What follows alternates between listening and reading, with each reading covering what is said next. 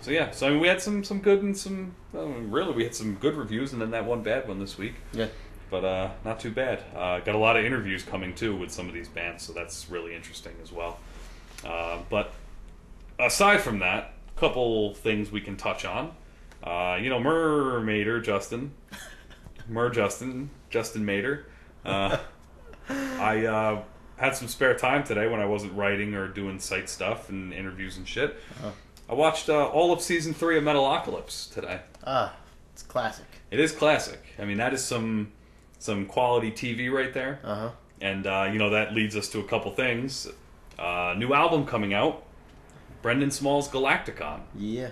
I mean, how are you feeling about that? Well, I mean, we've been waiting for a while to hear any news about it. And we finally heard something going on that it is actually happening. Yep. With Gene Hoglan, right? Yep, Gene Hoglan's on the drums and Brian Beller. That's right. Playing the bass. Yep. Good group there for music. When we seen them live, they were awesome. Yep. I think seeing the cover of the album, it looks a little corny, but I know it's supposed to be like kind of a joke, but like a serious joke. From what I read, it's not going to be like a serious project, kind of like Deathclock in a way, some of their humor. But I think I want to hear it. I'm going to buy it when it comes out. It's got to be good. It's got to be good. Yeah, I mean, Brendan Small, it's got to be good. Yeah. It's about to be like futuristic, right? And it's about like space and stuff, or yeah, I think it was kind of listed as a space rock kind of album. Yeah. But some of his, in interviews and stuff, reading some of the descriptions he has is very, very interesting. He says that it was these songs where there were elements of Queen, but also elements of the Foo Fighters and Smashing Pumpkins. Yeah. Kind of all in one thing. So I think that's an interesting thought. I mean, he's got Gene Hoglan on the drums, so you know damn well the drums are going to be awesome. Yeah. But I guess there's a focus on melodic vocals. Oh, it's yeah, not that's all right. going to be screaming. He said there's still going to be some like type of singing of some sort. Yeah. So he's going to do some melodic vocals. Yeah.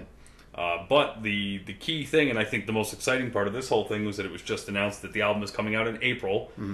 To coincide with the start of the next season of Metalocalypse, which we hadn't heard anything about in forever. Yeah, a long time.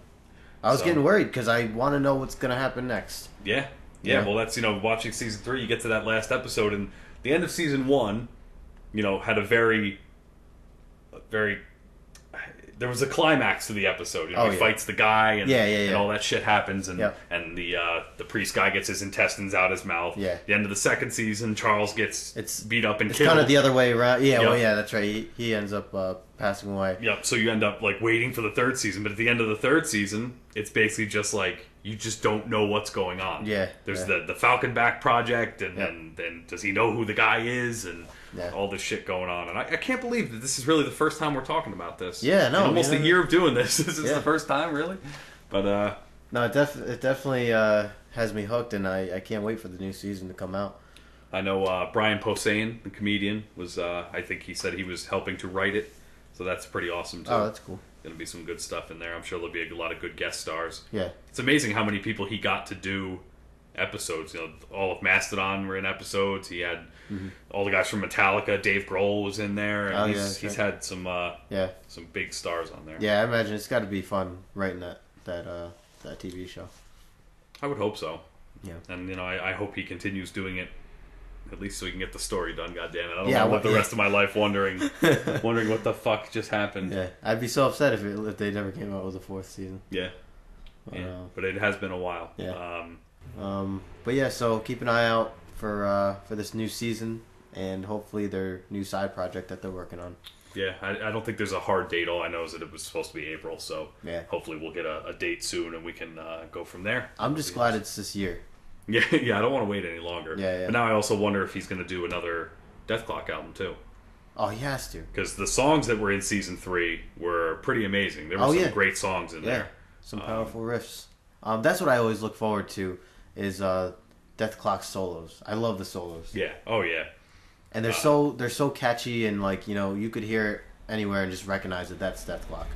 That style. It's always funny when a song stands out from an episode, and there were 2 in particular that I kept thinking about. The episode where Murderface and Toki are suing for residuals, and Toki can't say residuals, but when they're not in the band, and Pickles and Nathan and Squizgar go and record 47 songs in 3 days or whatever it is, and the song they're listening to while they're sitting in the hot tub, and it's like, oh, it sounds too happy. Yeah. That song sounds fucking amazing. Yeah. I wish they put like an album out of even some of their like stupid, funny, like joke type of songs that they've had throughout the seasons. You know, where Pickles was singing, and what was the one that they had?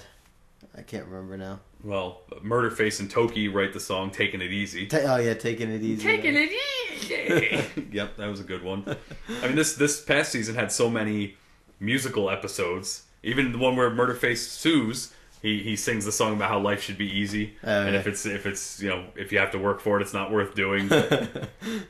That's a great one. You won't give him residuals, fucking dick individuals. That was a fucking great rhyme, but.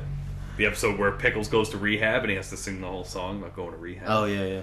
It's great. Yeah, see, they should put all this on like some sort of... Well, I remember reading a rumor, and I'm sure somebody just kind of started it bullshit, saying that Brendan Small at one point was actually going to make a Snakes and Barrels album. Oh, my God. Or like imagine like Dr. Roxo and Zaz Bladney Mataz. Yeah. That would be fucking great. Yeah. Sing that Dory McLean song. She was only 14. She's going to suck it all night. She's a sweet sucking queen. Yeah. Put that on an album and suck it.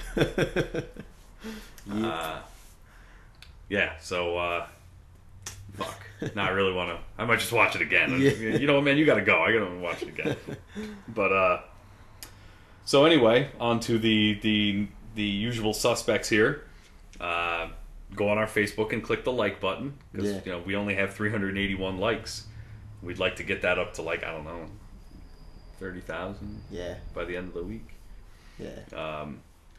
So you should definitely go do that. Like us on MySpace, why I don't know, Twitter, Google Plus. You know what? Actually, we should stop saying Tumblr. We should stop saying all this about go click on this and like this instead, because the listeners they already like us. So what the listeners need to do? Do you like us? What the listeners need to do is tell others about us. Yes. Tell your friends to tell friends about us and like our shit. It's actually an interesting thing on Facebook now, and I don't totally understand it because I don't usually deal with Facebook stuff, but it has this thing where you can see how many people like it, how many people are talking about it. So I don't know what that means, but it says right at this moment right now, 13 people are talking about Sorrow Eternal. Oh yeah, I've seen that. Yeah. I don't know who these people are or where they're talking is it about. Positive? I'm not sure. People but talking shit. One of the other things, and I posted it on our Facebook, is that our buddy at Light and Darkness, he's had 916 views as long as I can remember. Yeah. Excuse me, 916 likes on Facebook. Yeah. Can't we get him over 1,000? Yeah. Like, come on, just click on it. Yeah, do it. Just do it. He only has 2 people talking about it, and one of those people is us. Yeah. So come on, we gotta get this guy going here. Mm-hmm. And last but not least, of course, is we're gonna pimp our wares once again. The Sorrow Eternal sampler, which you guys should definitely pick up a copy of. Got a lot of satisfied customers. Yeah. Some people who are pretty impressed with some new bands. Just want to give you guys, run through the track list again. We got Sam Locke, we got Blizzard at Sea, we got Skogan. Can you believe we got Skogan? Yeah, that was awesome. We got Project Masquerade featuring Nude Smeets. We got As Autumn Calls, Acoustic Doom. We got North Song. We got Astral Winter from Australia again. We got Echo Terra from Minnesota. We got An Autumn for Crippled Children from the Netherlands. We got Ogun from Italy. Some black metal unbound black metal. We got Cromlech, which is fucking amazing, and we got our good friend Dan Klein, Appalachian Winter. Yeah. Is the final track on there. Yep. So you guys definitely got to pick this up. Click on the link on the site. It's so good. It's fucking ridiculous. Just click on the link and it'll take you to the track list. You can check it out. It's $6 plus shipping for 12 tracks. It's like an hour long. Yeah. Come on, get mad. So definitely pick up a copy of that while we still have them. And I think that once we get rid of those, then I think it's time to move on to Volume 2. And for the love of God, just think about what could be on Volume 2. Yeah, we could do